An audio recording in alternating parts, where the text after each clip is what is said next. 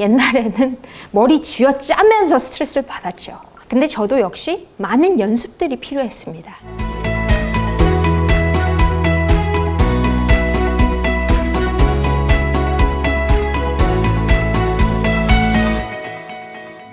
안녕하세요. 여러분의 마인드 파워 스페셜리스트 조성입니다.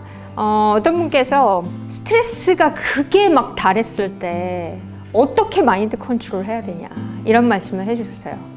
또 그러면서 저한테 뭐 스트레스 안 받냐 뭐 이런 말씀도 해주셨는데, 그 날짜에 딱 맞춰서 해야 하는 압박감들 있죠. 예를 들어서 영상을 100개를 찍어야 되는데 한 달 만에 찍어야 된다. 그럼 그 압박감, 이런 것들이 저한테는 스트레스로 다가오지만 또 동시에 관점을 좀 달리해서 보면, 와, 지금 100개를 내가 찍을 수 있다는 컨텐츠가 있다는 거에 감사하기도 하고요.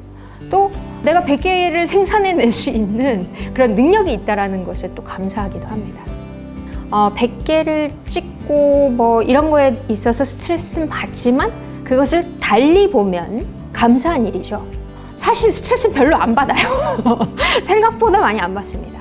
많은 분들이 와, 몸짱 프로젝트 그거 어떻게 해요? 막 이러는데, 전 또 함께 하니까, 우리 마인드 파워 패밀리랑 같이 하니까, 아유, 저 사람들 왜 이렇게 열심히 하는 거야? 그러면서 또 저도 하면서 또 즐거움을 느끼고요. 결론적으로 보면은 그 과정들에 있어서 약간의 스트레스는 있지만 이게 그 스트레스가 나쁜 스트레스가 아니라 성장을 위한 스트레스로 보기 때문에 그 과정 자체를 즐기는, 또 감사함으로 바라보니까 그게 조금 관점이 바뀌는 것 같아요. 이런 경험을 언제 해봐? 지금 해보지. 이런 거죠. 어떻게 보면 그 당시에 내가 구함에만 있을 때는 내가 제일 스트레스 받는 것 같은데, 조금만 뒤에 멀리 떨어져서 보면 그렇게 스트레스가 아니라는 것이죠. 그래서 관점을 좀 달리해야 한다는 말이 저한테는 맞는 것 같습니다. 그래서 많은 분들이 대표님 스트레스 어떻게 푸세요? 라고 물어봤는데, 제가 정말 생각을 해봤더니 관점이 많이 바뀌었나 봐요. 스트레스를 거의 그렇게 받지 않더라고요. 그러니까 이런 시간적인 일에 대한 압박감 빼고, 그리고 그 일을 할 때도 사실 이거는 내가 사랑하는 일을 위한 거고 사람들이랑 또 같이 하고 사람들에게 도움을 주는 일이기 때문에 그 과정 자체가 또 재밌기도 합니다. 그래서 어떻게 보면 지금 정말 많이 성장을 해서 그런 거고요. 옛날에는 머리 쥐어짜면서 스트레스를 받았죠. 근데 저도 역시 많은 연습들이 필요했습니다. 그래서 스트레스가 극에 달했을 때 어떻게 하면 여러분께서 조금 더 그 스트레스를 벗어날 수 있을까? 제가 그래서 그걸 좀 차근차근히 말씀을 드리려고 해요. 스트레스를 정말 받았을 때는요, 우리가 멘탈 붕괴 상태라고 보통 얘기를 하죠. 그러니까 정상이 아닌 거예요. 그래서 정상이 아니니까 멘붕이다. 나 멘붕 왔어, 멘붕 왔어. 사람들이 그러잖아요. 그러니까 멘탈 붕괴됐다. 자, 그런 건 뭐냐면, 내가 지금 목표를 상실했다라는 것과 마찬가지예요. 그러니까 멘탈이 붕괴됐다는 것은 명확성이 상실됐다는 거예요. 자, 명확성이 상실됐다는 건 목표가 붕괴된 거죠. 자, 그러면 갑자기 내 주위가 모두 안개로 쌓여집니다. 여러분 생각해 보세요. 내가 어떤 한 길을 가고 있었는데 갑자기 안개가 쫙 꼈어요. 어디로 가야 될지 모르겠어. 아무 때나 나가자. 막 당황하다가 아무 때나 나가면 진짜 큰일 난다는 거예요.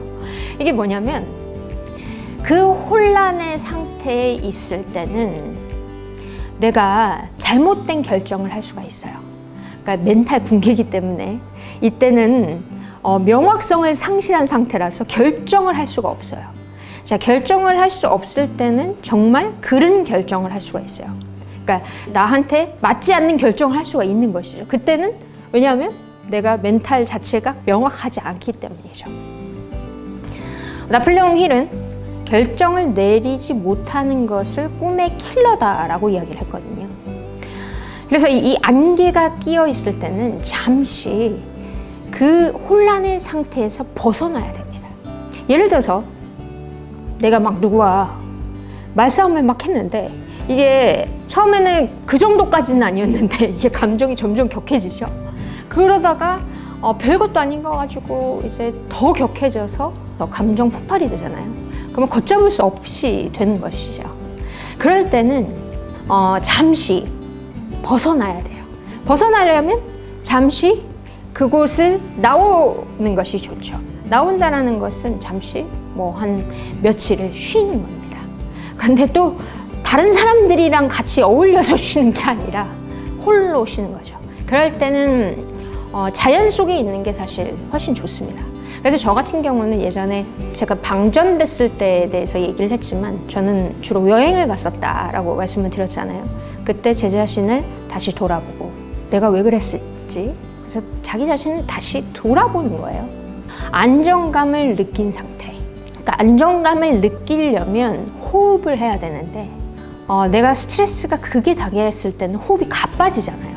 막 진짜 호흡이 가빠지죠. 그런데 다시 호흡을 하셔야 됩니다. 여러분 명상할 때 호흡 아시죠? 코로 들이마시고 그리고 입으로 내뱉는 거죠.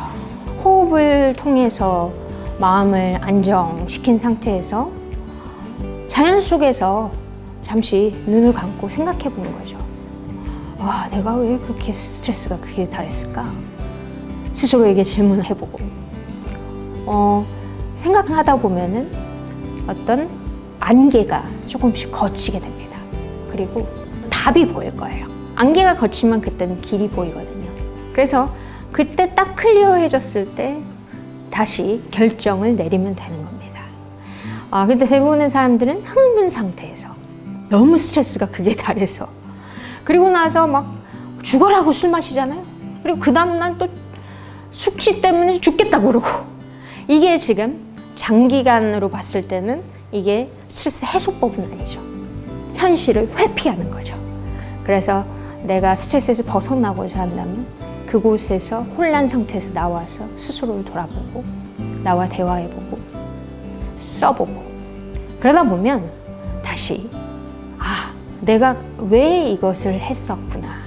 저 같은 경우는 정말 그만두고 싶을 때가 한두 번이 아니었습니다.